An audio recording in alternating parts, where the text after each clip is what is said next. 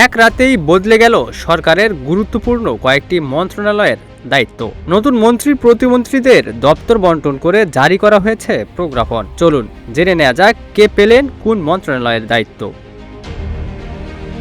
রাষ্ট্রপতি শপথ নেয়ার পরই নতুন মন্ত্রী প্রতিমন্ত্রীদের মধ্যে দপ্তর বন্টন করেছে সরকার। শুক্রবার রাতে মন্ত্রিপরিষদ বিভাগ এ বিষয়ে প্রজ্ঞাপন জারি করে, পরে প্রকাশ করা হয় সরকারি গেজেটও।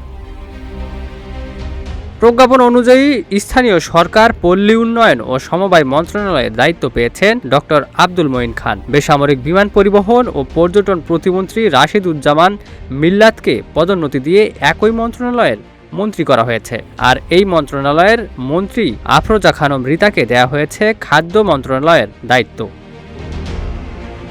এদিকে বান্দরবানের সংসদ সদস্য শাসিং প্রুজেরি হয়েছেন পার্বত্য চট্টগ্রাম বিষয়ক মন্ত্রী। বাংলাদেশ জাতীয় পার্টির চেয়ারম্যান আন্দালিব রহমান পার্থ পেয়েছেন তথ্য ও সম্প্রচার মন্ত্রণালয়ের দায়িত্ব। অন্যদিকে মোহাম্মদ শামীম কায়সারকে ধর্ম মন্ত্রণালয়ের প্রতিমন্ত্রী এবং হুমায়ুন কবিরকে পররাষ্ট্র মন্ত্রণালয়ের প্রতিমন্ত্রী করা হয়েছে। Ekramuzzaman, news flash 71।